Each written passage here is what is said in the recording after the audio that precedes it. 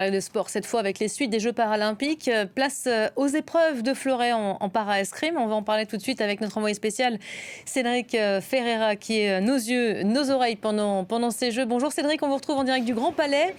Quelle chance de médaille pour la France aujourd'hui?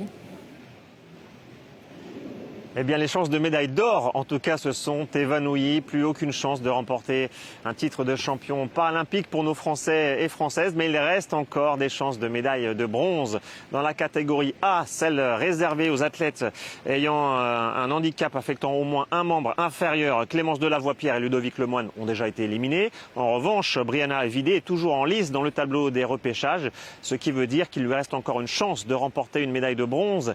Elle qui était restée au pied du podium hier en sabre. Et puis il y a le français aussi Damien Tocatlian, toujours en lice lui aussi dans le repêchage, avec l'objectif de remporter le bronze également, lui qui avait déjà remporté 3 médailles paralympiques par le passé. Et puis dans la catégorie B, celle réservée aux athlètes ayant un handicap ne permettant pas une mobilité volontaire du tronc, il y a un français engagé, c'est Maxime Vallet, lui aussi reversé dans le tableau des repêchages. Objectif médaille de bronze pour lui, multimédaillé aux Jeux paralympiques par le passé. Maxime Vallet espère remporter une médaille cette fois-ci à la maison.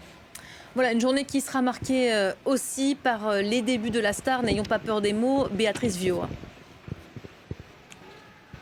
Ouais, qu'on surnomme aussi Bébé Viau pour les intimes. C'est une star absolue déjà, effectivement, grâce à ses résultats, puisqu'elle a remporté 2 médailles d'or d'affilée en Jeux paralympiques. Elle est tenante du titre du fleuret en catégorie B.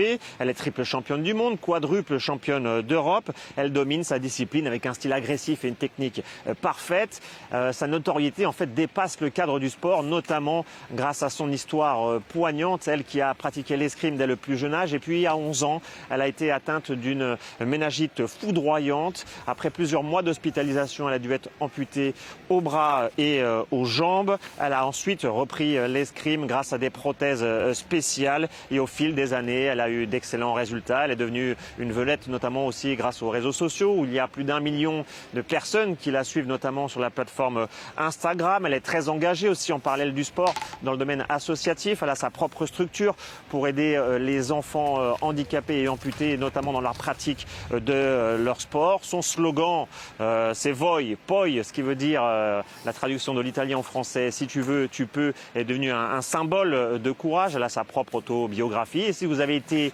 très observateur, elle a participé aussi à la cérémonie d'ouverture des Jeux olympiques.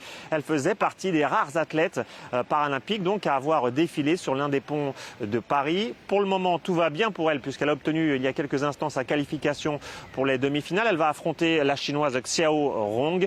Objectif pour Bébé Viau, une 3e médaille d'or consécutive.